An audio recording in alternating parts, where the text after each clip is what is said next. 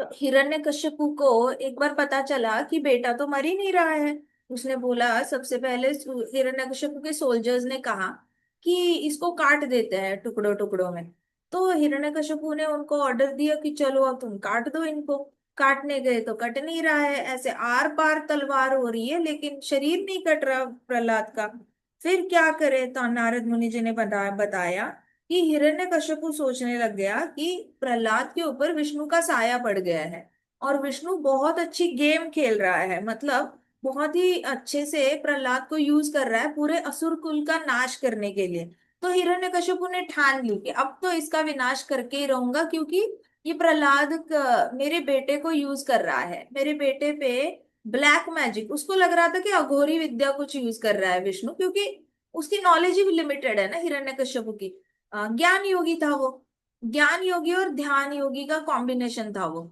So he was constantly into रजोगुण and तमोगुण। तमोगुण नहीं, रजोगुण ही भर भर के था हिरण्यकश्यप के अंदर।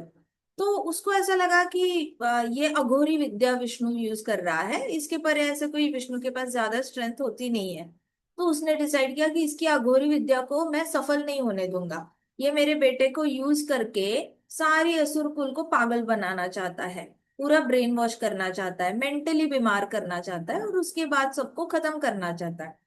तो उसने बोला कि अपने सारे सर्वेंट्स को बोला कि तुम एक काम करो, हाथी के नीचे इसका मार दो। तो हाथी भी नहीं मार पाया प्रहलाद को। फिर उसने बोला कि तुम बहुत बड़े माउंटेन के ऊपर लेके जाओ और वहां से नीचे फेंक दो।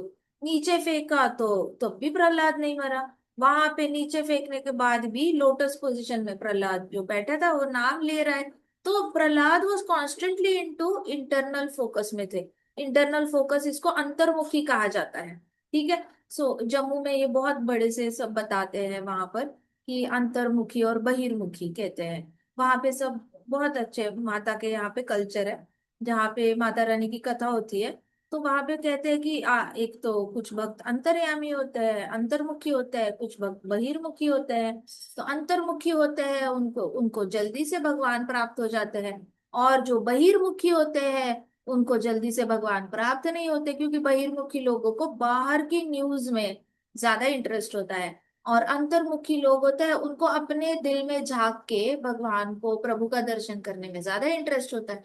तो ये लोग अपने अपने में झांक के अपनी गलतियां निकालेंगे, अपने में झांक के अपने आप को अच्छा बनाने की कोशिश करेंगे, अपने बारे में सोचेंगे, भगवान के बारे में सोचेंगे। बहिर्मुखी होते हैं वो बार बार इसका क्या हुआ, उसका क्या हुआ, देश विदेश में क्या चल रहा है, ऐसे करके दूसरे में इंटरेस्टेड होते हैं। सो प्रहलाद जो था वो अंतर्मुखी, प्रहलाद महाराज पूरी तरह अंतर्मुखी हो चुके थे। अंदर ही अंदर इतना स्ट्रेंथ चाहिए ना, जब बाहर से कोई आपको तकलीफ दे रहा है तब अंदर ही अंदर भगवान के चरण कमलों पे ध्यान लगाने के लिए ना आपके पास बहुत हिम्मत होनी चाहिए, बहुत करेज होना चाहिए। ऐसे कोई भी वीक हार्ट वाला, मतलब एकदम कमजोर इंसान जो होता है ना, वो भगवान के चरण कमलों पे ध्यान नहीं लगा सकता। और वो कमजोर किस लिए होता है? क्योंकि उसका भरोसा नहीं होता कृष्ण भगवान पर। भक्त के पास बहुत ज्यादा हिम्मत कहाँ से आती है? प्रहलाद महाराज 5 साल का बच्चा, हिम्मत कहाँ से आई कि बाहर से इतना टॉर्चर हो रहा है फिर भी अंदर ही अंदर कृष्ण के चरण कमलों को याद करो। हिम्मत आई भरोसे से। 100% भरोसा था विष्णु भगवान पे। उसके बाद हिम्मत जुटी, हिम्मत जुटने के बाद he could ignore the external factors. बाहर के जितने भी दुनिया खराब थी उसको वो इग्नोर कर पाए और अंदर ही अंदर भगवान विष्णु को याद कर पाए। इसको कहते हैं, तो मैं आपको बार बार बताऊंगी कि ये वाली प्रहलाद महाराज की स्टोरी से अगर कुछ ले सकते हो ना, तो इंटरनलाइज कैसे होना है, अंदर ही अंदर हृदय पे फोकस कैसे करना है। आप दो बच्चों हो, आप स्कूल जाते हो, आप दिन भर दिमाग लगाते रहते हो, मैथ्स कैसे सॉल्व करना है, साइंस कैसे सॉल्व करना है, languages, SST, geography, biology, physics, chemistry. आप इतना सोचते रहते हो तो आपका ये पार्ट है ना, ये कंटिन्यूअस गर्म रहता है, पता है आपको? ये वाला कंटिन्यूअस गर्म रहता है। अगर आपको नए नए प्रॉब्लम्स दिए सॉल्व करने के लिए जो टेक्स्ट बुक में नहीं है, लेकिन उसमें क्रिएटिविटी की जरूरत है, तो आपका ये माथा पूरा गर्म हो जाता है सोच सोच के कि अरे एज इट इज तो टेक्स्ट बुक का क्वेश्चन मार्क क्वेश्चन आया नहीं है। ये क्वेश्चन टेक्स्ट बुक के जैसा है लेकिन उसकी तरह एग्जैक्ट नहीं है, थोड़ा सा अलग अलग है। तब तो आपका माथा गर्म होने लग जाता है। और जितना भी आप यूज कर रहे हो ये, तो आपका ये पूरा पार्ट, स्कूल में 6 घंटे की स्कूल होती है, 6 से 8 घंटे स्कूल में जाते हो, राइट? 6 से 8 घंटे आपका सिर्फ इतना एरिया चल रहा है कंटिन्यूअस, ये वाला एरिया, ये वाला एरिया, इतना ही चल रहा है। तो आपका थ्रोट के नीचे ना, it's not being used at all. इसलिए भगवान के चरण कमलों पे जब आप ध्यान देते हो ना, तो यहाँ से सारे गरम गरम ठंडा, ये ठंडा पड़ जाता है, ये पूरा ठंडा हो जाता है। इस तरीके से जो चरण कमलों पे ध्यान देते हैं ना लोग, उनको गुस्सा थोड़ा कम आता है, उनको गुस्सा ज्यादा नहीं आता। वो हमेशा ऐसे जीरो थॉट में रहता है, मतलब वो ज्यादा कुछ सोच ही नहीं रहे होते हैं, बिल्कुल निश्चिंत रहते हैं, हमेशा ग्रेटफुल रहते हैं कृष्णा को, हमेशा हैप्पी रहते हैं, ऐसे प्रसन्न, ब्रह्मभूत प्रसन्न आत्मा रहते हैं, खुश रहते हैं अंदर ही अंदर, काफी कंटेंट रहते हैं जिंदगी से, क्योंकि उनका हार्ट एक्टिव रहता है। कुछ लोग हार्ट को एक्टिवेट ही नहीं करना है, हार्ट से कुछ सोचना ही नहीं है, थ्रोट के नीचे कुछ सोचते नहीं है, गाना भी गाने लगेंगे ना तो गले से ही गाएंगे, हृदय से नहीं गाएंगे कभी। लेकिन अगर डरेंगे तो पेट से आवाज निकलेगी। ये तो पेट यूज करना आता है, गला यूज करना आता है, हार्ट नहीं यूज करना आ रहा, क्यों नहीं आ रहा? कभी हृदय में चरण कमल देखे ही नहीं।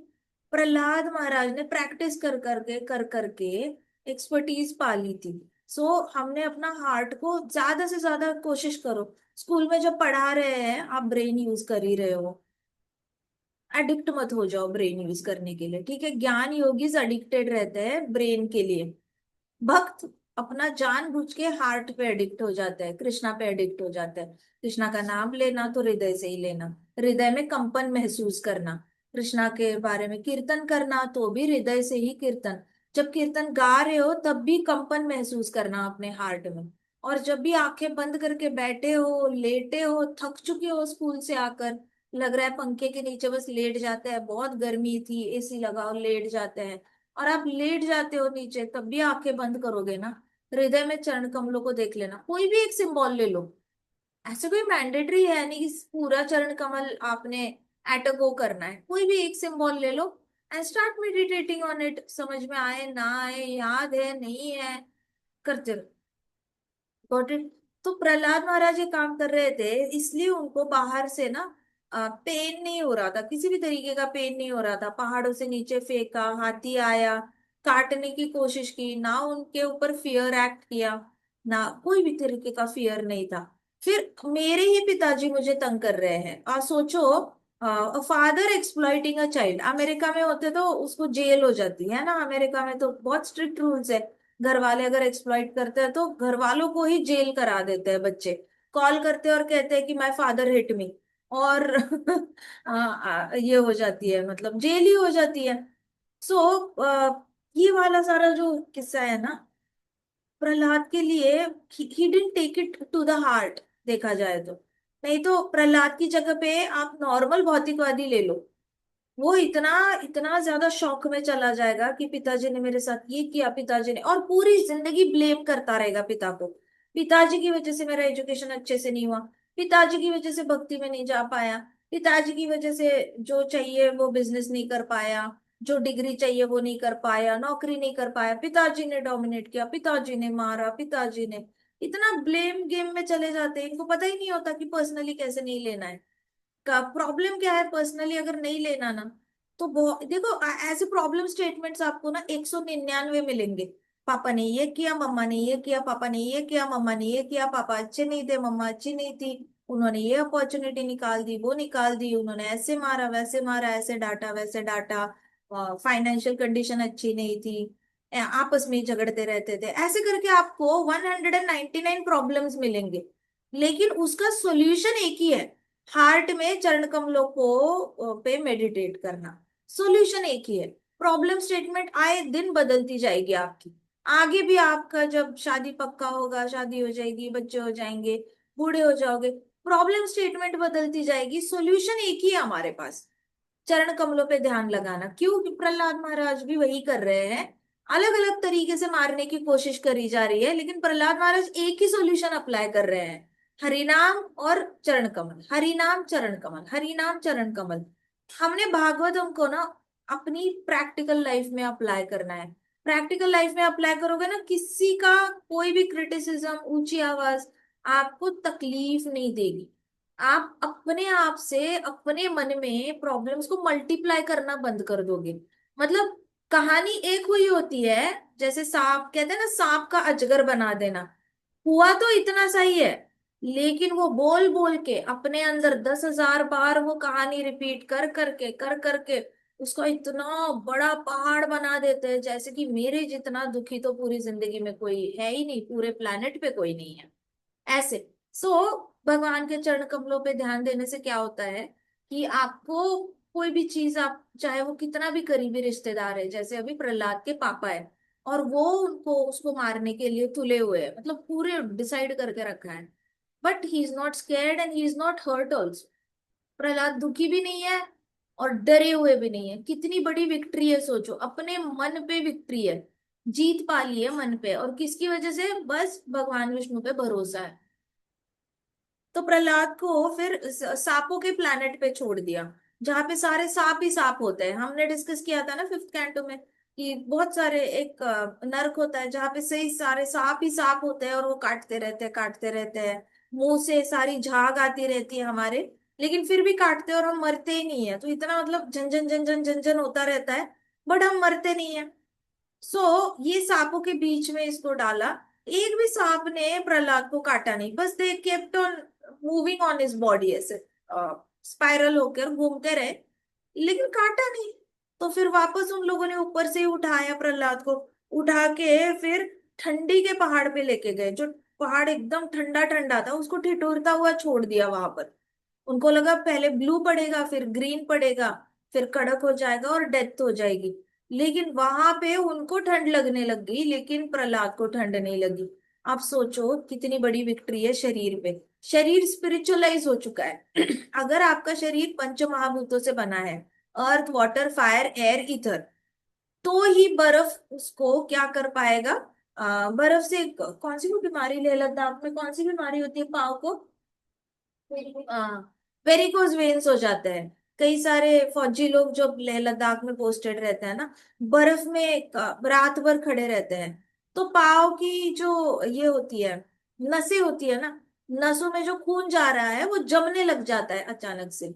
और इनकी पोस्टिंग 3 महीने से ज्यादा रखते नहीं है, क्योंकि फिर वो डेथ ही हो जाएगी 3 महीने से ज्यादा। -40 डिग्रीज सियाचिन बहुत ही मुश्किल पोस्टिंग है, तो 3 महीने से ज्यादा आप रह नहीं सकते वहां पे, रहे तो डेथ फाइनल है। लेकिन वहां से जो भी वापस आता है ना, उसको कोई ना कोई तो वेरिकोज वेन्स वाली बीमारी, कुछ ना कुछ तो फ्रॉस्ट बाइट हो जाता है। फ्रॉस्ट बाइट मतलब क्या? कि आपकी स्किन पूरी इतनी ठंडी पड़ जाती है कि आपको फील आना बंद हो जाता है। अब उस पे आप ऐसे जोर जोर से चाकू लगाओगे ना, खून भी नहीं निकलता, स्किन फटती रहती है। It is like you are actually क्या कहते हैं कि स्टोन के ऊपर आप चाकू मार रहे हो, स्किन फट जाती है, हड्डी कट जा सकती है, बट खून भी जम चुका होता है। फ्रॉस्टबाइट बड़ा खराब होता है, तो बड़ी सारी बीमारियां होती है। ये प्रहलाद को छोड़ दिया, उनको लगा फ्रॉस्टबाइट हो जाएगा, कुछ ना कुछ बीमारियां हो जाएगी, आपे ही मर जाएगा। लेकिन प्रहलाद मैजिकली, कृष्णा ने उनकी बॉडी क्या करी? वार्म रखी, कृष्णा ने बॉडी ठंडी नहीं होने दी। That is the power of spiritualising your body. महाराज कहते थे कि इतना नाम लो, इतना नाम लो, इतना नाम लो ना, कि बीमारियां भाग जाए आपके शरीर से। बीमारी आपके हृदय में कृष्ण है ना, उसको देखकर बीमारी भाग जाए। महाराज कहते थे कि बीमारी कुछ नहीं होती। बीमारी का मतलब क्या है? आपके शरीर में एक ऐसी आत्माएं आकर बैठी हुई है जो आपके शरीर में एंजॉय कर रही है। क्यों? क्योंकि शरीर में हरि नाम नहीं है। अब वो असुरी आत्माएं होती है बीमारी, मतलब असुरी आत्माएं मतलब वायरस, वायरस ऐसी वायरस ही होगा। तो ये सारी असुरी आत्माएं आपके शरीर पे तभी अटैक करती है जब हरि नाम शरीर में पूरी तरह घुल मिल नहीं गया है, पूरे खून में घुल मिल नहीं गया है, फिर बहुत सारी बीमारियां होने लगती है। लेकिन जैसे ही आपका पूरा शरीर कृष्णमय हो जाता है, पूरा शरीर कृष्णमय होना शुरू हो जाता है, आप पे ही अंदर के सारी जितनी भी असुर आत्माएं है ना, वो भागने लगती है, भागने लगती है, क्योंकि उनको एक तो उनकी डेथ हो जाती है, या फिर वो छोड़ के चली जाती है, जिनको सुनना ही नहीं होता हरि नाम। सो ऐसे करके इंसान वापस हेल्दी बनने लगता है। तो हमने एग्जाम्पल देखा था, रूपा गोस्वामी, सनातन गोस्वामी, जो कुछ नहीं खाते थे फिर भी कभी बीमार नहीं पड़े। सिर्फ बटर मिल्क पीते थे। लेकिन आज की दुनिया में किसी को भूखा रख के छोड़ दो, वो तो माल न्यूट्रिशन से मर जाए। साउथ अफ्रीका में सारे ही माल न्यूट्रिशन से मरते हैं बच्चे, उनको खाना नहीं मिलता। तो अब साउथ अफ्रीका में इतना डोनेशन जाता है, अमेरिका से भी जाता है, इंडिया से भी जाता है, यूनाइटेड नेशंस डोनेट करता है, WHO डोनेट करता है, फिर भी देश भूखमरी से ऊपर नहीं आ रहा है। मुझे समझ में नहीं आ रहा है ये पैसे जा कहाँ रहे। इतू से देश को अगर आपको भूख से निकालना है, और more than 25 countries funding pooling कर रही है, फिर भी इनकी भूखमरी खत्म कैसे नहीं होती? देर इज नो हरिनाम। कृष्णा अगर एक हाथी को 10,000 केले दे सकते हैं, तो साउथ अफ्रीका के बच्चे को सब्जी नहीं दे सकते, खाना नहीं दे सकते? कुछ ना कुछ तो दे ही सकते हैं ना, ऐसे थोड़ी है कृष्णा नहीं देते। बट हरिनाम चाहिए उसके लिए, यज्ञ चाहिए। जहाँ जहाँ यज्ञ नहीं, यज्ञ शिष्टाशिनासन तो मुच्यन्ते सर्वकिल्बिषै भुंजन्ते तो अगम पापम। अगम पाप हो रहा है, भोग ही भोग चल रहा है। इतने देशों का डोनेशन आ रहा है, आप ही खाए जा रहे, खाए जा रहे, खाए जा रहे। थैंक यू तो बोलो कृष्णा को, थैंक यू तो बोलो विष्णु भगवान को। मान के चलो आप, आपको विष्णु भगवान नहीं पता, आपको कृष्ण भगवान नहीं पता, लेकिन आप तो ट्राइबल जमाती के हो, आप ट्राइब्स से हो, है ना, जंगल में ट्राइब्स होते हैं। तो आप अपनी ही डीटीज है, आपने खुद ही अपने जंगल में कुछ ना कुछ पत्थर के डीटीज बना के रखे हैं। तो एटलीस्ट पुराने वाले कल्चर में चले जाओ, जंगल में जाओ, और जो पत्थरों के डीटीज बनाए हैं आपने, देवता बनाए, उनको भोग लगाओ और फिर पाओ। बीच में ही घूम रहे हैं, मतलब बीच में आधे मॉडर्न आधे पुराने हो चुके हैं। पूरे मॉडर्न अमेरिका को कॉपी कर रहे हैं, तो भोग नहीं लगा रहे हैं। 25 देशों का donation, millions and millions of dollars आता है, but they are not able to come out of poverty and malnutrition. तो सोचो कितनी बड़ी प्रॉब्लम है, यज्ञ ना करके कितना बड़ा नुकसान होता है। जितना भी आएगा ना वो सारा जाएगा, टिकेगा नहीं, कुछ टिकेगा नहीं। Maintenance is the proprietorship of Vishnu. अगर आपको चाहिए कि घर में लक्ष्मी आती है, ठहरी रहे, जाए ना ज्यादा, जब तक बच्चे की शादी नहीं होती, माते पोते नहीं होते, विष्णु भगवान को याद करना, मेंटेनेंस विष्णु भगवान ही करेंगे।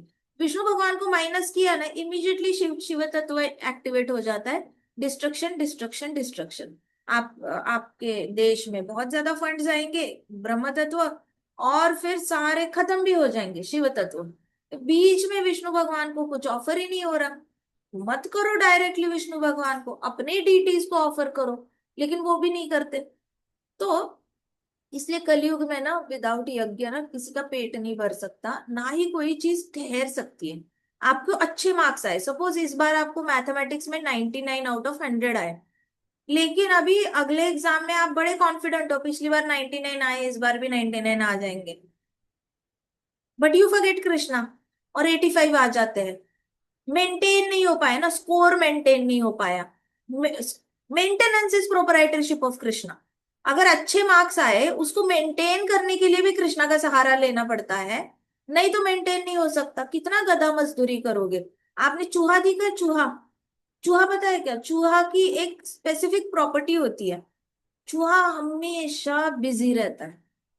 आपने देखा है चूहा कभी एक जगह पे बैठा है, आराम से ऐसे बैठ रहा है और चीज खा रहा है? ऐसे कभी देखा है चूहे को? ऐसे देखा है कभी? नहीं ना। इधर जाएगा, कुतरेगा, फिर वहां जाएगा, कोई चीज ऐसे पकड़ेगा, इधर फेंकेगा उधर। मुझे याद है हम छोटे थे, तो हमारे घर में ना एक चांदी का छोटा सा ऐसे दिया होता था, मम्मी चांदी का दिया लगाती थी भगवान के सामने। और एक दिन ऐसे हुआ, चांदी का दिया ही नहीं मिल रहा। सब, हम शाम को आरती करनी है, चांदी का दिया ही नहीं मिल रहा, छोटा सा था, कहीं नहीं मिल रहा, कहीं नहीं मिल रहा। फाइनली हम वहां पे, हमारे यहाँ पे एक जहाँ पे हम लोग सारा कंपोस्टिंग करते थे, जितना भी खाना बचता था हम कंपोस्टिंग करते थे, और उसमें से जो फर्टिलाइजर बनता था वो गार्डन में देते थे। तो वहां पे शाम का डिनर हो गया, फिर वहां पे हम लोग कंपोस्टिंग करने के लिए गए, तो वहां पे दिया मिला। यहाँ पे कैसे आ गए? देखा तो चूहा ना ऐसे ही इधर से उधर जंप कर रहा है, उधर से उधर, वो दिया लेके, हाथ में दिया लेके वहां चला गया था। तो ये होते हैं चूहे, always busy doing nothing, they will constantly nibble, scratch and keep eating something, या फिर हाथ में चीजें लेके इधर से उधर जाओ, उधर से उधर, बट हमेशा बिजी रहते हैं। सो वैसे जीवात्माएं हमेशा बिजी रहती है, लेकिन भगवान को याद नहीं करती। वैसे आप लोग कितना मेहनत करोगे, 99 आउट ऑफ 100 आए, अगली बार 100 आउट ऑफ 100 आने चाहिए। कितना मजदूरी करते रहोगे? आपको मेंटेन करने के लिए कहीं ना कहीं सहारा तो लेना पड़ेगा भगवान का। हेल्थ मेंटेन करने के लिए, तबीयत को मेंटेन करने के लिए कृष्णा की जरूरत पड़ जाती है। आपका मार्क्स के लिए आपको जरूरत है। तो इस तरीके से कृष्णा पे डिपेंड रहने की आदत डालो। तो यहाँ पे प्रहलाद जो था उसने 100% डिपेंडेंसी डिक्लेयर कर दी थी विष्णु पे। He had like publicly declare किया था कि मैं पूरी तरह विष्णु भगवान पे डिपेंडेंट हूँ। आपको जो करना है करो, मैं मर गया तो भी चलेगा, मैं जिंदा रहा तो भी चलेगा, विष्णु भगवान को जो चाहिए वो करे मेरे साथ, मुझे कोई प्रॉब्लम नहीं, मैं पूरी तरह उन पे डिपेंडेंट हूँ। ऐसे करके अपने आप को ना डिक्लेयर करना सीखो कि I am 100% dependent on Krishna. मुझे याद है मेरे 12th के एग्जाम्स हुए थे, तो मुझे बड़ी टेंशन होती थी कि क्या पता नहीं कितने मार्क्स आएंगे, एडमिशन मिलेगी नहीं मिलेगी, जहाँ चाहिए वहां मिलेगी, क्या होगा क्या नहीं होगा। तो मेरी मदर ने मुझे इसे एक पूरा पेज लिखवाया था कि I am 100% dependent on Krishna, I am 100% dependent on Krishna. तो उसमें वो 100% डिपेंडेंट ऑन कृष्णा लिखते थे, एक पेज हर रोज लिखने को बोला था कि कृष्ण पे तुम्हारा भरोसा नहीं है, तुम कलियुगी नास्तिक हो। मुझे कहते थे तुम नास्तिक हो, कोई तुम्हारा भरोसा नहीं है इसलिए टेंशन लेती हो। मुझे ऐसे घर से बड़ी डांट पड़ती थी, कहते बड़े नास्तिक जीवात्मा आई है हमारे घर में, कहते थे हमेशा टेंशन लेती रहती है। सो फिर मेरे से लिखवाते थे कि मैं 100% कृष्ण पे डिपेंडेंट हूँ, मैं 100% कृष्ण पे डिपेंडेंट हूँ। तो मुझे लिखते वक्त ना समझ में नहीं आता था कि क्या लिखवा रहे हैं, कृष्णा क्या करेंगे वहां पे। तो अभी पेपर चला गया, सब चला गया, लेकिन बोल रहे हैं तो लिखना पड़ेगा। ऐसे करके फिर लिखते लिखते महीने में ना कहीं ऐसे लग गया कि वैसे कुछ कर भी नहीं सकते, ठीक है डिपेंडेंसी, अभी घर वाले बोल रहे डिपेंड रहो तो डिपेंड रहो। सो प्रहलाद की सीक्रेट ही बचने की ये थी, 100% डिपेंडेंसी डिक्लेयर कर दी थी। अभी उसको क्या हुआ ना, फिर हिरण्यकश्यपु ने बीवी को बोला, अपने कयादु को बोला, वाइफ को बोला इसको खीर खिला दे पॉइजन वाली। उसने बना के खिला भी दी। कयादु रोती रही खिलाती रही बेटे को। सोचो बेटे को कितना शौक लगना चाहिए, उसको ऐसा लगना चाहिए कि पापा तो पापा है, माँ भी दुश्मन बनेगी, कभी लगा नहीं था। उसने तो मतलब रिश्ता तोड़ देना चाहिए माँ के साथ, है ना। आजकल के लोग यही करते हैं, माँ ने पिताजी की बात मानी तो चलो मैं माँ से भी बात नहीं करूंगा, पिताजी ने मेरे को तंग किया मैं पिताजी से बात नहीं करूंगा, माँ ने पिता की बात मानी इसलिए मैं माँ के साथ। भाई इतना ईगो हर्ट होता है, बहुत हर्ट होता है ईगो लोगों का। अहंकार को ठेस पहुंचती। कौन सा अहंकार? ये नहीं कि उनको कोई प्राइड है। अहंकार को मिसअंडरस्टैंड नहीं करना चाहिए कि घमंडी इंसान को ही तकलीफ होती है। अहंकार मतलब घमंड, नॉट नेसेसरी घमंड, yes it is a part of घमंड, बट नॉट 100% घमंड नहीं होता अहंकार। अहंकार मतलब मैं इसकी बेटी हूँ और मैं इसका बेटा हूँ। अगर मैं माँ का बेटा हूं तो माँ ने मुझे धोखा दिया कैसे, पापा की बात मानी कैसे, मेरे को मारा कैसे, मुझे पॉइजन वाली खीर खिलाई कैसे, धोखा कैसे दिया माँ ने। ये वाला अहंकार हट होता है। कौन सा अहंकार? पुत्र होने का या पुत्री होने का, कन्या होने का अहंकार हर्ट हो जाता है। और हर्ट हो जाता है तो फिर इन्होंने बात करना बंद कर देना है। तो बट प्रहलाद को ना माँ से कोई कंप्लेन है ना पापा से कोई कंप्लेन है। इमेजिन, इमेजिन कृष्ण के चरण कमल आपके हार्ट को कितना हैप्पी रखते हैं। कृष्णा के चरण कमलों पे मेडिटेट करने से आपका हार्ट हमेशा हैप्पीली पंप होता रहता है। इतना हैप्पी रहता है कि आप ओवरलुक कर देते हो माता पिता के फ्लॉज को। माता पिता कुछ भी कर रहे हैं ना, आप ओवरलुक कर देते हो, मतलब आपका ध्यान ही नहीं जाता उनकी गलतियों पर। इतना ज्यादा विजडम ऑटोमेटिकली हृदय में कृष्णा ज्ञान दे देते हैं। और वो ज्ञान कोई थियोरेटिकल ज्ञान नहीं होता कि भाई आपने कॉन्सेप्ट पढ़ा बुक में और आपको पता चल गया। प्रैक्टिकल ज्ञान दे देते हैं कि देखो, तुम्हें तुम्हारे ऊपर इतने माँ भी अत्याचार कर रही है, पिताजी भी अत्याचार कर रहे हैं, लेकिन तुम्हें दुख नहीं हो रहा क्योंकि मैं तुम्हारे हृदय में हूँ और मैं हूँ सच्चिदानंद। मैं हमेशा हैप्पी रहता हूँ, इसलिए तुम भी हैप्पी रहोगे नेचुरली। इस तरीके से जब हम बच्चे अगर खुद ही से सीख जाए ना हैप्पी रहना, तो वो माता पिता को ब्लेम करना बंद कर देंगे कि आपकी वजह से हम दुखी है। Got it? तो ये वाला जो स्किल है आपके अंदर, Bhagavatam is full of skills. आपको भागवतम कितने सारे मेथड्स सिखाता है। भागवतम को ऐसा नहीं लेना चाहिए कि बस थियरी थियरी है, सुनकर बड़ा अच्छा लगा मन शांत हो गया। मन शांत ऐसे भी हो सकता है, चैंटिंग से भी हो सकता है, और डीटी वर्शिप से भी हो सकता है, कीर्तन सुनने से भी हो सकता है। भागवतम को लेना चाहिए ना अगर, तो प्रैक्टिकली मैं कैसे अप्लाई करूँ इसको, मैं प्रैक्टिकली अपनी लाइफ में कैसे अप्लाई कर सकता हूँ। कॉन्स्टेंटली ब्रेनस्टॉर्मिंग करते रहो, अप्लाई करते रहो, अप्लाई करते रहो।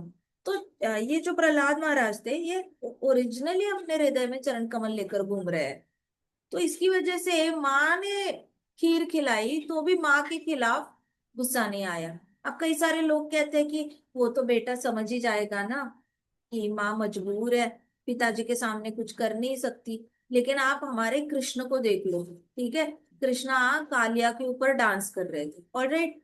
अभी डांस कर रहे थे, कृष्णा ने तब तक डांस नहीं किया जब तक गांव वाले नहीं आए। कृष्णा पानी के अंदर मस्त मीटिंग कर रहे हैं कालिया की पत्नी के साथ, ठीक है। कालिया की पत्नियां उनसे रिक्वेस्ट कर रही है छोड़ दो हमारे पति को एंड ऑल दैट। और कृष्णा पानी के अंदर ही अच्छे से कालिया के साथ ये कर रहे हैं, लीला कर रहे हैं। जैसे ही बरसाना के गांव वाले आए और गोकुल के सारे आए, ऑडियंस मिल गया कृष्णा को, कृष्णा कालिया के ऊपर चढ़ गए। एंड देन ही वो started dancing, thumping his legs की कालिया के मुंह से खून निकाल रहे, पूरा स्पेशल इफेक्ट्स दिया कृष्णा ने। अपना कालिया डांस किया उन्होंने, इतना अच्छा डांस किया कि ऊपर की अप्सराओं ने कृष्णा का कालिया डांस को कॉपी किया। और फिर ऊपर के लोगों में आज भी कालिया डांस होता है, क्योंकि कृष्णा के जो स्टेप्स थे ना, वो एग्जिस्ट ही नहीं करते थे ब्रह्मांड में। कृष्णा ने इतना सुंदर डांस किया था। But Krishna needs audience. अभी हुआ क्या, नंद बाबा आए और नंद बाबा पानी में उतर रहे थे। नंद बाबा बोले, मेरा बेटा मर जाएगा, मैं उसके बिना जी नहीं पाऊंगा, मैं मर जाऊंगा, मैं पानी में जा रहा हूँ, जा रहा हूँ। पूरी शक्ति लगा के पानी में जा रहे थे यमुना में। गांव वालों ने बड़ी मुश्किल से होल्ड बैक करके रखा था कि अब तुम्हारा बेटा तो गया, अगर उसका नसीब में मृत्यु है तो है, लेकिन तुम अपनी जान नहीं दे सकते। ऐसे करके गांव वालों ने पकड़ के रखा।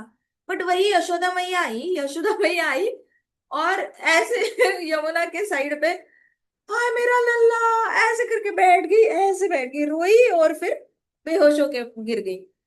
कृष्णा बाहर आए और कहते कि मेरे बाबा सबसे अच्छे हैं, वो अपनी जान देने को तैयार थे मेरे लिए। और यशोदा से नाराज हो गए, तुम तो पानी में भी नहीं आई मैया, तुमने तो अपनी जान देने की भी कोशिश नहीं की, तुम तो किनारे पे ही बैठ गई रोते हुए और फिर मूर्छित होके पड़ गई, तो तुम्हारा प्रेम कम है।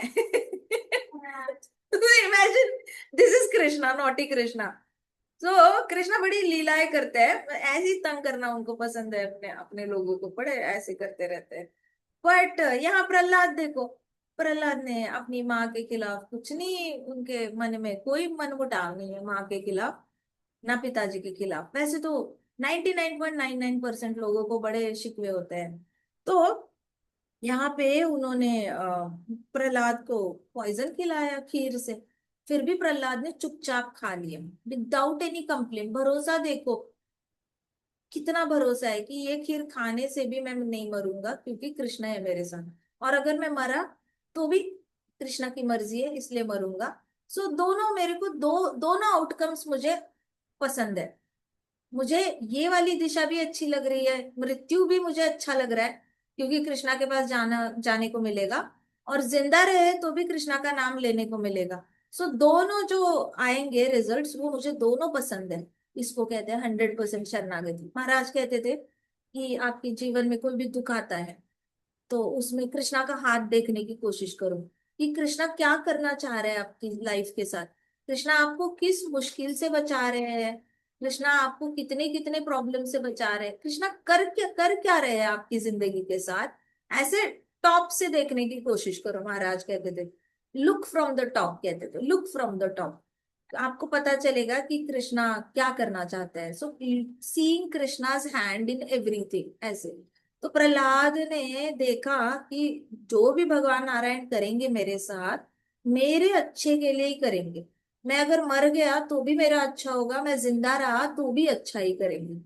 इतना तो आप चैंटिंग करते हो, कई सारे लोग कहते हैं कि चैंटिंग करते वक्त क्या सोचना है, क्या सोचना है। अगर सोचने की अगर आपको मन कर रहा है ना सोचने का, तो इतना ही सोचो, चैंटिंग करने से सब अच्छा हो जाता है। सब अच्छा हो जाता है, हरे कृष्णा कृष्णा कृष्णा हरे हरे, हरे राम राम राम राम हरे हरे। सब अच्छा हो जाता है, सब अच्छा होता है। इतना भी याद रखो तो हम छोटे थे, हम पूछते थे कि क्यों बार बार क्यों आप बोलते हो राम का नाम लो, राम का नाम लो। तो कहते थे कुछ नहीं, सब अच्छा हो जाएगा जीवन में, सब अच्छा हो जाएगा, राम नाम लो सब अच्छा हो जाएगा। हमें समझ ही नहीं आता था सब अच्छा हो जाएगा मतलब क्या एग्जैक्टली अच्छा होगा। कहते थे सब अच्छा, दादी कहती थी सब अच्छा हो जाएगा, बस नाम नाम लेते रहो, नाम लेते रहो। सो प्रहलाद के साथ ऐसे ही हुआ, नाम लिया और सब अच्छा हो गया। सो उसको फिर हेवी स्टोन से क्रश करने की कोशिश की, बहुत बड़े बड़े रॉक्स निकाले और उसके नीचे उसको चिरड़ने की कोशिश करी, चपाती करने की कोशिश करी। लेकिन प्रहलाद पूरी तरह बियॉन्ड बॉडी थे। बियॉन्ड बॉडी मतलब बॉडी के अंदर रहकर कृष्ण के बारे में सोच ही नहीं रहे थे, पूरी तरह बॉडी के बाहर जाकर कृष्ण के बारे में सोच रहे थे। So imagine the Kings anxiety when he found out his son could not be killed in any way. अब हिरण्यकश्यपु एंजाइटी में चला गया कि मेरा बेटा तो मर ही नहीं सकता, मतलब विष्णु अनडिफिटेबल है, मेरे यहाँ के सारे मेथड्स खत्म हो चुके हैं उसको मारने के। इसका मतलब विष्णु के पास और भी मेथड्स है अपने आप को डिफेंड करने के। वो खुद मेरे बेटे के शरीर में आकर ना मेरे बेटे को बचा रहा है, उसने अघोरी विद्या से पूरे उसके शरीर को वश में कर लिया है। सो हिरण्यकश्यपु जब बात करता था अपने सोल्जर्स के साथ तो वो कहता था कि शंड और अमरक को बताता था कि विष्णु ने इसके शरीर पे पूरी तरह वश कर लिया है, तो इसलिए इसको मारो। प्रहलाद को मारेंगे ना तो विष्णु ऑटोमेटिकली मर जाएगा क्योंकि विष्णु इसके शरीर के अंदर है। और वो अघोरी विद्या से कनेक्ट कर रहा था, वशीकरण से कनेक्ट कर रहा था। सो उसको एंजाइटी होने लगी, उसको लगा कि ये विष्णु तो मर ही नहीं रहा है, मेरे तो मेथड से खत्म हो गए हैं। तो उसने सोचा कि प्रहलाद ने बहुत ज्यादा शरणागति ले ली है। प्रहलाद ने बहुत अच्छे, he is in good terms with Vishnu, मतलब विष्णु के साथ उसने अपना रिश्ता इतना गहरा कर दिया है कि ना विष्णु प्रहलाद को छोड़ रहे हैं, ना प्रहलाद विष्णु को छोड़ रहे हैं। सो हिरण्यकश्यप को लगा कि विष्णु भूत की तरह, भूत बाधा टाइप करके पूरा शरीर को, मतलब प्रहलाद और भगवान एक साथ ही एक शरीर में निवास कर रहे हैं, इसलिए उसकी डेथ नहीं हो रही है। Got it. सो ये कैसे होता है भौतिकवादियों में, ये जो काली माता की पूजा करते हैं, अघोरी विद्या करते हैं, नॉट काली माता, नॉट नेसेसरी काली माता, अघोरी विद्या में माइनस काली माता भी होता है। सो उसमें वो लोग क्या करते हैं, they try to enter somebody's body and do the harm, मतलब आइदर सेल्फ हार्म करेंगे या किसी और को हार्म करेंगे, लेकिन दूसरे को हार्म करने की उनकी इच्छा काफी तगड़ी रहती है। तो हिरण्यकश्यपु ने मिस इंटरप्रेट कर लिया, मतलब गलत फहमी हो गई उसको, उसको लगा कि विष्णु अघोरी विद्या यूज कर रहा है और प्रहलाद के शरीर में प्रहलाद भी है और विष्णु भगवान भी है, ये दोनों है, लेकिन ये पूरी तरह शरीर को कंट्रोल करने की विद्या है। तो हिरण्यकश्यप को बहुत टेंशन होने लगी कि अब मैं कैसे मारूं, अब मैं विष्णु को कैसे मारूं, मेरे बेटे के शरीर में आके छुप गया है। उसको लगा कि मैं बेटे को नहीं मारूंगा, लेकिन बेटा भी तो नहीं मर रहा है। तो उसको बहुत ज्यादा टेंशन होने लगी। उसको ये पता था कि हिरण्यकश्यप ने सोचा कि मेरा ये बच्चा है, इसको तो किसी भी तरीके का डर नहीं लग रहा, इसके माथे पे कोई शिकन ही नहीं है, ही इज टोटली फियरलेस, किसी भी तरीके का डर नहीं लग रहा। He is like a dog's curved tail that cannot be straightened because he has never forgot his master. कहते कि मेरा बेटा जो है वो कुत्ते की पूंछ की तरह बन गया है। कुत्ते की पूंछ ऐसे हमेशा ऐसे ऊपर से ऐसे कर्व्ड रहती है, आप ऐसे देखोगे ना तो ऐसे ऐसे रहती है, ऊपर से ऐसे करके सिक्स बनता है, ऐसे करके सिक्स बनता है। सो उसने सोचा कि मेरा बेटा तो कुत्ते की पूंछ की तरह बन गया है, वो सीधा ही नहीं हो सकता। इतना ज्यादा विष्णु के इसमें पूरी तरह खो गया है वो, अपने मालिक को वो कभी भूलता ही नहीं है, वो विष्णु को एक सेकंड भूल जाए, उस एक सेकंड में मैं उसकी गर्दन काट लूं। तो हिरण्यकशिपु सोचने लग गया कि बेटे को एक सेकंड के लिए भी भगवान विष्णु का अगर विस्मरण हो गया, विस्मरण हो गया मतलब फॉरगेटफुलनेस अगर आ गई, उस एक सेकंड में उसका गला, उसका शरीर, सर जो है शरीर से अलग किया जा सकता है, बट उसको भूलना होगा। एक सेकंड के लिए क्यों ना हो, नारायण को भूलना होगा। ऐसे करके उसके मन में ना, हाँ, ऐसे सारे षड्यंत्र चलने लगे हिरण्यकश्यप के। अभी उसको लगा कि अगर ये भगवान विष्णु को भूलेगा नहीं तो ये अमर हो जाएगा। जो अमरत्व ब्रह्मा जी ने मुझे नहीं दिया वो इसको मिल जाएगा, क्योंकि विष्णु तो मरना नहीं है, विष्णु ने इसके शरीर में। So perhaps I will die because of my enmity towards him. तो कहते अगर प्रहलाद अमर हो गया ना अगर वो कंटिन्यूअस विष्णु को याद करता रहा और वो अमर हो गया, तो डेफिनेटली मेरी मृत्यु निश्चित है। मैं तो पक्का ही मरूंगा, क्योंकि मेरा शरीर तो बूढ़ा होता जाएगा। मेरा मरना निश्चित है, लेकिन इसका मरना निश्चित नहीं है, अगर ये विष्णु को भूल नहीं पाया तो। सो हिरण्यकश्यप को चाहिए था कि वो माइंड पे एक्ट करे। अब वो सोच रहा था कि इसके मन पे अटैक करना शुरू करते हैं। मन पे अटैक करेंगे तो ये भूल जाएगा, तो जल्दी से मर जाएगा। आपने वो ये देखा है क्या, क्या कहते हैं उसको, रिंग में जो लड़ाई करते हैं, गेम का नाम क्या है? एमएमए। एमएमए कहते हैं उसको, है ना? एमएमए कहते हैं, ऐसे ग्लव्स डाल के मारते एक दूसरे को, बॉक्सिंग एमएमए, हाँ। उसमें क्या होता है ना, उनको बताया जाता है कि सबसे पहले आप रिंग के अंदर आते हो ना, तो आपने ग्रंट करना होता है। ग्रंट करना होता है मतलब ऐसे मुंह से आवाजें निकालनी होती है, सामने वाले को डराना होता है मुंह से। आप दोनों ग्रंट करते हैं तो कोई भी नहीं डरता, उसको पता चल जाता है कि यार ये माइंड गेम खेल रहा है। फिर ये कहते हैं कि आंखों से उसकी आंखों में देखना, कंटिन्यूअस स्टेयर करते रहना। मैच शुरू होने से पहले सामने वाला डर जाना चाहिए तेरे स्टेयर से। तो इसको क्या कहते हैं कि आप मन पे एक्ट करने लग जाते हो। एक बार मन कमजोर पड़ गया तो शरीर 2 सेकंड में कमजोर पड़ जाता है। मन अगर स्ट्रांग है तो शरीर स्ट्रांग है। मन अगर कमजोर है तो शरीर कमजोर है। तो वो बॉक्सिंग के मैच में भी ये लोग मन को कमजोर करने की स्ट्रेटेजी बनाते हैं। मन को कमजोर करो, आप जीत जाओगे, सामने वाले के मन को कमजोर करो। तो हिरण्यकश्यपु अभी was thinking in the same lines. ये बहुत ही खराब मेथड है। ऐसा कोई भी स्पोर्ट ऐसे नहीं खेलना चाहिए, लेकिन जिसको जीतना होता है वो लोग ऐसा कुछ भी कर लेते हैं। सो यहाँ पे हिरण्यकश्यप सोचने लग गया कि ये विष्णु को कैसे भूलेगा। विष्णु को नहीं भूलेगा तो ये अमर हो जाएगा, ये अमर हो गया तो मेरी मृत्यु तो निश्चित है, क्योंकि मैंने इसके साथ दुश्मनी मोड़ ली है। विष्णु ने प्रहलाद के रूप में मेरे को ही खीर चटा देनी है और मार देना है। सो इस तरीके से राजा बहुत ज्यादा चिंता में आने लग गया। हिरण्यकश्यप राजा था, वो बहुत चिंता में होने लगा और डर डर से कांपने लग गया कि कुछ वर्क नहीं कर रहा है, उसको पसीने छूट गए। अब शंड और अमरक ने देखा, पहली बार उन्होंने हिरण्यकश्यप की आंखों में डर देखा। आज तक उन्होंने देखा नहीं था ऐसे, लेकिन पहली बार उनको पता चला कि एक बाप डरा हुआ है, एक पिता डरा हुआ है, क्योंकि वो मार नहीं पा रहा है अपने बेटे को। इमेजिन, डरा हुआ है। सो शंड और अमरक ने देखा, तो शंड और अमरक भी टेंशन में आ गए कि अगर हिरण्यकश्यप डरा तो हम किस खेत की मूली है, हम भी मर जाएंगे। हिरण्यकश्यप गया तो हम कैसे जिंदा रहेंगे। तो उन्होंने पास गए हिरण्यकश्यप के और उसके कान में बोला कि हे राजन, तुमने पूरे तीनों जगत पे जीत पा ली है। तीनों लोग तुम्हारे चरणों पे माथा टेकते हैं, simply by the movement of your eyebrows. तुम बस अपने आईब्रोज हिला देते हो, तो सारे ग्रहों के जो देवता होते हैं वो डर जाते हैं और अपने ग्रह को छोड़कर भागने की कोशिश करते हैं। उनको लगता है कि अब उनका ग्रह जो है वो फटने वाला है और खत्म होने वाला है। कहते हैं ना, हम एस्ट्रॉइड्स गिरते हैं, स्टार्स गिरते हैं, हम कहते हैं, तो एक्चुअली गिरते नहीं है। उसकी डीटी जब डेथ हो जाती है ना, डीटी की, तब वो एस्ट्रॉइड गिर जाता है, क्योंकि उसको संभालने के लिए कोई है नहीं। वो मैनिफेस्टेशन होता है ना डीटी का। डीटी एक रूप में एस्ट्रॉइड बन जाती है, एक रूप में स्टार बनी होती है, प्लैनेट बनी होती है। अब डीटी का जब उम्र हो जाती है, बूढ़ी हो जाती है, तो डीटी शरीर छोड़ देती है। जैसे ही शरीर छोड़ देती है, तो वही के वही उसका तारा जो है वो गिर जाता है। ऐसे बहुत सारे तारे गिरते रहते हैं। लेकिन यहाँ पे हिरण्यकश्यपु के आईब्रोज, बस आईब्रोज हिलने से ही क्या होता था, देवता लोग मरने वाले डर से ही मरने की इच्छा करते थे। और कुछ कुछ देवताओं को हार्ट अटैक आके वो ऑन द स्पॉट डेथ हो जाती थी उनकी।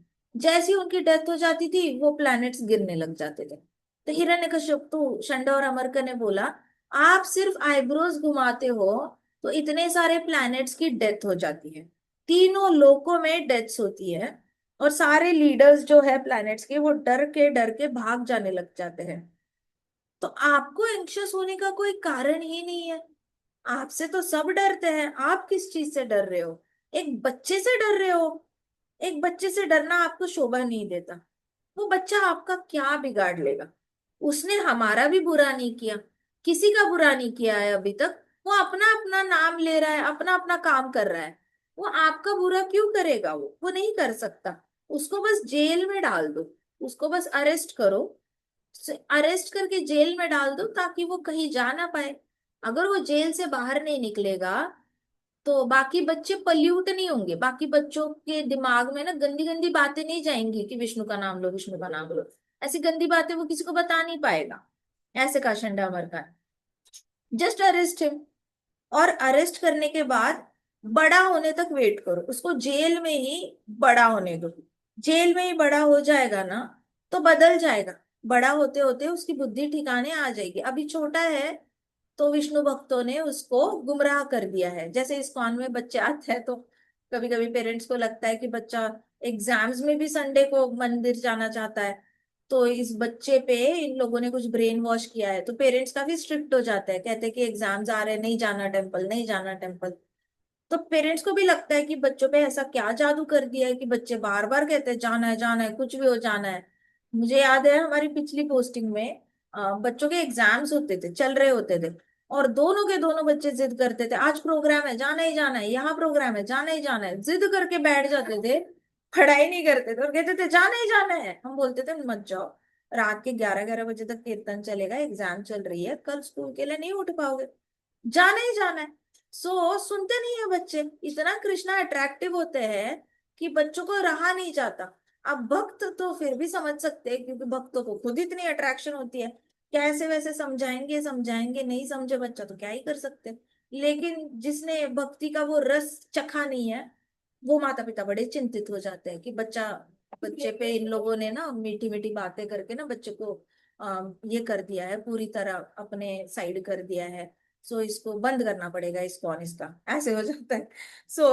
सेम थिंग जो है वो हिरण्यकश्यप को लगी, तो इन्होंने कहा कि बच्चा है, दूसरे की बातों में जल्दी आ जाता है।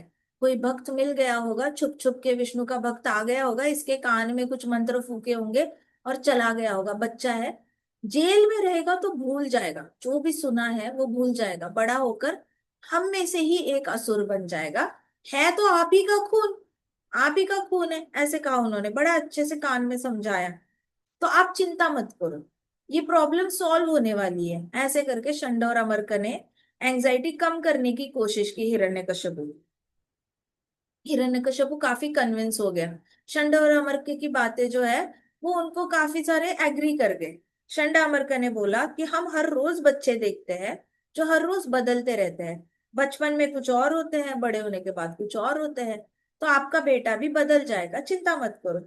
अब हिरण्यकश्यपु ने allowed them to teach Prahlad about occupational duties. Hiranyakashipu ने बोला कि ठीक है, तुम उसको अभी आश्रम की सारी ये बताना शुरू करो कि आश्रम कैसे निभाना होता है, ब्रह्मचार्य आश्रम में क्या पढ़ना होता है, गृहस्थ आश्रम में क्या पढ़ाई करनी होती है, ये सारे आश्रम की ऑक्यूपेशनल ड्यूटीज, कि तुम राजा हो तो राजा का क्या कर्तव्य होता है, पति का क्या कर्तव्य होता है, बेटे का क्या कर्तव्य होता है, ये सारे उसको कर्तव्य सिखाने लग जाओ, क्योंकि ये शास्त्रों के खिलाफ एक्ट कर रहा है। हिरण्यकश्यप के हिसाब से शास्त्र कहते हैं पिताजी की बात माननी चाहिए, और ये शास्त्रों के खिलाफ एक्ट कर रहा है तो इसका नरक तो निश्चित है। तो उसको सिखाओ कि माता पिता की बात माननी होती है। ऐसे करके ऑक्यूपेशनल ड्यूटीज मतलब आपके रोल क्या है शरीर के, उसके हिसाब से उसको सिखाओ। हिरण्यकश्यपु ने बोला कि उसको बताओ कि एक राज परिवार कैसे चलाया जाता है, राज परिवार के मेहमानों को, बच्चों को कैसे पाला जाता है, पूरा राज परिवार के डूज एंड डोंट्स उसको सिखा दो। अब प्रहलाद शंडामरकर ने बोला ठीक है, हम कर्तव्यों पे आ जाते हैं। अभी तक हम उनको इकोनॉमिक्स पॉलिटिक्स सिखा रहे थे, करंट अफेयर्स सिखा रहे थे, अब हम इसको कर्तव्य सिखाने लग जाते हैं कि पुत्र धर्म क्या होता है, पिता धर्म क्या होता है, ऐसे करके धर्म सिखाने लग जाते हैं। प्रहलाद एकदम ही सबमिसिव थे। प्रहलाद ने he did not like his teachers instructions in material life. शांति से सुनते थे लेकिन उनको चाव से नहीं सुनते थे, शांति से सुनते थे, ठीक है बोलते रहो, ठीक है सुनते थे, अच्छे से सुनते थे, विनम्रता से सुनते थे, लेकिन उनको इंटरेस्ट नहीं था, ये जो भी बताते थे उसमें उनको मजा नहीं आता था। और उनको सिर्फ एक टॉपिक अच्छा लगता था प्रहलाद को, जन्म मृत्यु जरा व्याधि, जन्म मृत्यु से बाहर कैसे निकलना है, ये टॉपिक प्रहलाद को अच्छा लगता था। बाकी कोई भी टॉपिक चंडामर का जो बताते थे वो अच्छा नहीं लगता था। फिर When teachers were busy, Prahlad classmates wanted to play with Prahlad. अभी टीचर्स जब बिजी हो जाते थे ना, तो प्रहलाद के जितने भी क्लासमेट्स थे, उनको प्रहलाद के साथ खेलने का मन करता था। लेकिन प्रहलाद क्या करते थे, खेलने की बजाय सर्कल करके बिठा देते थे सबको, और सर्कल करके किसकी कहानियां सुनाते थे, भगवान विष्णु की कहानियां सुनाते थे। अब कहानी ऐसी है ना कि सारे सबको सुनने का मन करता है। तो वो बच्चे होते थे, बच्चों को जो बच्चों का केयर करने वाले जितने भी लोग होते थे, वो भी सारे स्कूल के सारे आकर वो कहानी सुनना शुरू कर देते थे। और उसका प्योर, इतना ज्यादा प्योर थे ना प्रहलाद, कि वो मुंह खोलते थे तो ऐसे लगता था कि ये बच्चा किसी का बुरा कर ही नहीं सकता, ये कर ही नहीं सकता, इसके मन में किसी के लिए बुराई नहीं है, हमारे लिए भी बुराई नहीं है। तो सब लोग तत्पर होकर उसकी बात सुनने के लिए ईगर रहते थे, है ना। जैसे आपके मन में अगर कुछ बुरा हो तो लोग सुनने का मन नहीं करता लोगों का, लेकिन आपका मन साफ हो तो लोग सुनेंगे आपकी बात, क्यों नहीं सुनेंगे। सो वैसे प्रहलाद का मन बड़ा साफ था, किसी की बुरा नहीं सोचता था। तो बार बार उसके उससे सुनने का मन करता था बच्चों का। बच्चे खेल कूद छोड़कर प्रहलाद की बात सुनने लग गए थे। उसने रिसेस होती थी, जैसे खाने का ब्रेक होता है आपका, टिफिन ब्रेक होता है। टिफिन ब्रेक में सारे दोस्तों को सर्कल करके बैठ जाना, और टिफिन खाते खाते कौन सी लीला सबको सुनानी है, नारायण भगवान की, विष्णु भगवान की, कृष्णा स्टोरी। ऐसे करके कोई ना कोई सारे दोस्तों को लेकर बैठना, और सारे दोस्तों को रूप गुण लीलाएं कृष्ण की बताते रहना। बट प्रहलाद, ये they left their playthings and surrounded. तो बाकी सारे बच्चे जो है टॉयज वॉयज छोड़कर प्रहलाद के पास आकर बैठ जाते थे। उनका हृदय जो था और आंखें जो थी, आंखें कंटिन्यूअस प्रहलाद का दर्शन करती रहती थी, और हृदय पूरी तरह प्रहलाद से कनेक्टेड रहता था। कैसे? क्योंकि प्रहलाद कथा करते थे तो हृदय से करते थे, दिमाग से नहीं करते थे। तो प्रहलाद किससे कनेक्ट करते थे, हार्ट टू हार्ट कनेक्ट करते थे। तो उनका भी हार्ट में विष्णु भगवान जाते थे, प्रहलाद के हृदय में ऑलरेडी विष्णु भगवान थे। तो यहां से वहां हार्ट, पूरे हार्ट से हार्ट फोकस्ड किस पे होता था, प्रहलाद महाराज पे होता था। और प्रहलाद महाराज इतने बड़े, मतलब देखा जाए तो असुरी कुल में ही जन्मे हैं, लेकिन बहुत महान भक्त थे। तो प्रहलाद को कभी घमंड नहीं होता था भक्त होने का। प्रहलाद को हमेशा ऐसे लगता था कि मैं अच्छे कुल को बिलोंग नहीं करता, लेकिन फिर भी विष्णु भगवान ने मुझे नाम देने की परमिशन दे दी है। जैसे हमें लगता है ना कि अरे हम लोग तो कलयुगी प्रोडक्ट्स हैं, हमने तो मतलब इतनी बार हमने गलतियां रिपीट करी है। हमें सतयुग में भी चांस था वैकुंठ जाने का, लेकिन हमने गलतियां की, पाप किए। फिर हमें द्वापर और त्रेता में भी चांस था जाने का वैकुंठ, हम तब भी नहीं गए। और इससे पहले ये वाला जो महायुग है, इससे पहले तो हमने 72 महायुगों में, सतयुग, त्रेता युग, द्वापर युग, कलयुग, सतयुग, त्रेता युग, द्वापर युग, कलयुग, ऐसे करके 72 महायुगों में हमने इतनी बार मनुष्य योनि में जन्म लिया है, तब भी हम नहीं गए। जा सकते थे, सिंसियरली फॉलो करते, सिंसियरली नाम लेते, तो जा सकते थे, लेकिन हम नहीं गए। अब सिर्फ एक एक मनु का 72 महायुगों का पूरा एक मनवंतर है। अब सोचो, ये हमारे जो मनु चल रहे, 14 मनु होते हैं हमारे, चल रहे वैवस्वत मनु। उससे पहले स्वयंभुआ मनु होकर गए, इक्ष्वाकु हो गए, इतने सारे मनु होकर गए। हमने तब भी 72 72 महायुगों में, 72 72 72 72, ऐसे करके बहुत सारे 72 महायुगों में हमने बार बार मनुष्य योनि में जन्म लिया है, और हम आज तक जा नहीं पाए। तो जैसे प्रहलाद को बुरा लगता था ना कि मैं असुरी कुल में हूं, फिर भी भगवान ने अपना नाम लेने का मुझे आज्ञा दी है, मतलब परमिशन दे दी है। वैसे हमें लगता है कि अरे हम कलयुगी है, हम कभी नहीं जा पाए। फिर भी कृष्णा हमें प्रभुपाद देते हैं, फिर भी रूप गोस्वामी, षड गोस्वामियों के दर्शन देते हैं, फिर भी चैतन्य महाप्रभु आते हैं और हम पे कृपा दिखाते हैं। हमारी तो मतलब फेलियर में से भी फेलियर है। मतलब अगर बच्चा कोई 5th स्टैंडर्ड में पास नहीं होता, 6th में जाता नहीं, एक साल भी ना जाए, तो वो बच्चा आत्महत्या करने का मन करे। इसलिए गवर्नमेंट ने एग्जाम्स ही कैंसिल कर दिया, रैंकिंग ही कैंसिल कर दिया गवर्नमेंट ने। ग्रेडिंग करो, ग्रेडिंग करो, ग्रेडिंग करो, बच्चों को बुरा लगता है, बच्चे सुसाइड कर लेते हैं। बच्चों को हैंडल नहीं होता एक साल भी मिस हो जाए। और यहाँ हम कलयुग की जीवात्मा है, हमने महायुग करोड़ों करोड़ों जन्मों से हम फेल फेल फेल होते जा रहे हैं। It is like scoring negative marks out of 100।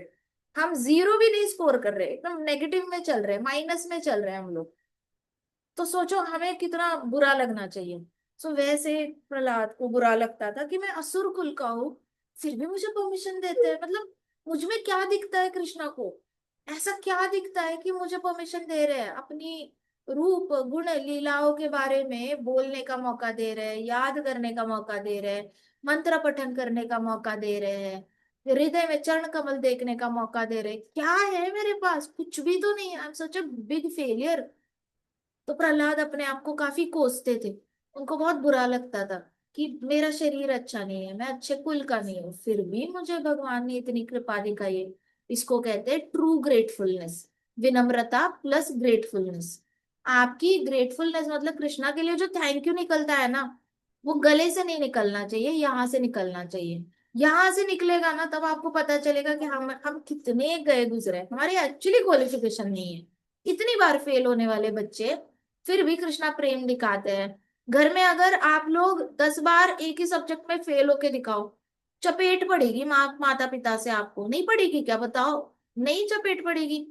गुस्सा करेंगे या नहीं करेंगे पेरेंट्स? एक ही सब्जेक्ट में 10 टाइम्स फेल हो रहे हो, एक ही सब्जेक्ट में 10 टाइम्स फेल हो रहे हो, नो बडी विल टॉलरेट। कोई सहेगा नहीं, कितने भी बड़े भक्त हो, कोई नहीं सहेगा आपके फेलियर्स। कृष्णा करोड़ों करोड़ों बार सहते ही जा रहे हैं।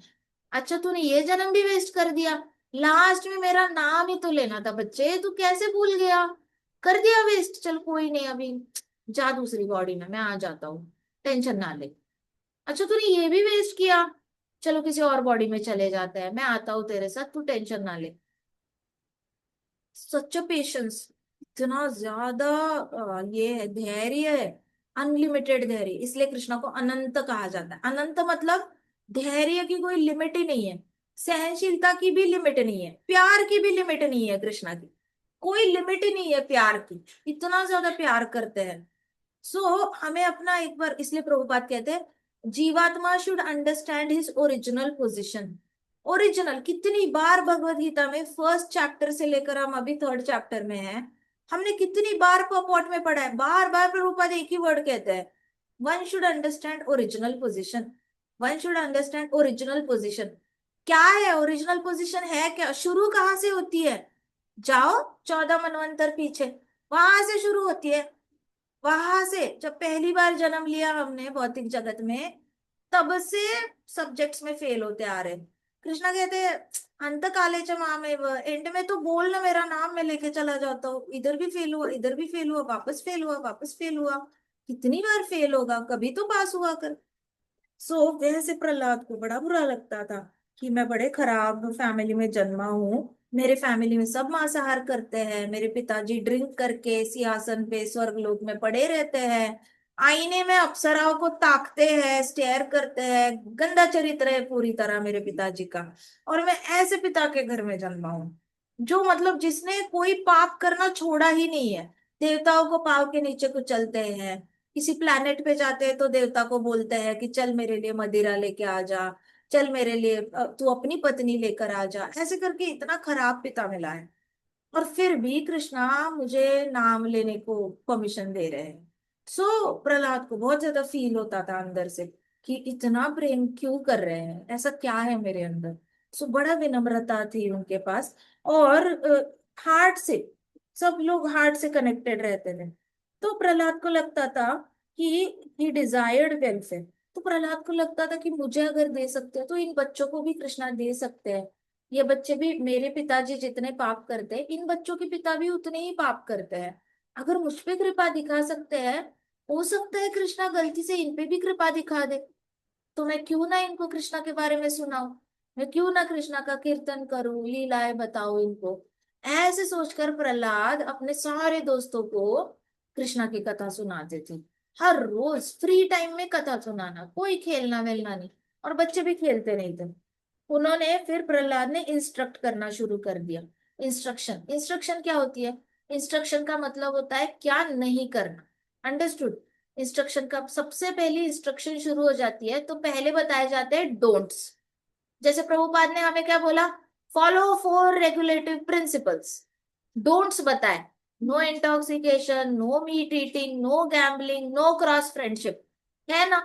तो इंस्ट्रक्शन का मतलब ही होता है सबसे पहले आपका शुद्धिकरण किया जाता है, क्या नहीं करना है ये बताया जाता है। उसके बाद प्रभुपाद कहते हैं now chant 16 rounds, eat prasadam, do mangal aarti, do deity worship, be good to all devotees, be humble, be patient. Ever बाद में डूज बताना शुरू करते हैं। इंस्ट्रक्शंस का मतलब शुरुआत ही हमेशा डोंट से होगी। तो प्रहलाद ने सबको बताना शुरू किया कि ये भौतिक जगत कितना वेस्ट है, वेस्ट ऑफ टाइम है, वेस्ट ऑफ एनर्जी है, और इसका एक्चुअल में इसको बहुत ज्यादा इंपॉर्टेंस नहीं देना चाहिए। ऐसे करके प्रहलाद ने सारे दोस्तों को इंस्ट्रक्ट करना शुरू किया। आगे की कथा हम कल करेंगे। ग्रंथराज श्रीमद् भागवतम की जय। शिल प्रभुपाद की जय। श्री श्री राधा श्याम सुंदर की जय। श्री श्री कृष्ण बलराम की जय। वृंदावन धाम की जय। समस्त भक्त वृंद की जय। हरे कृष्णा कृष्णा कृष्णा हरे हरे, हरे राम राम राम हरे हरे। हरे कृष्णा महासंकीर्तन यज्ञ की जय।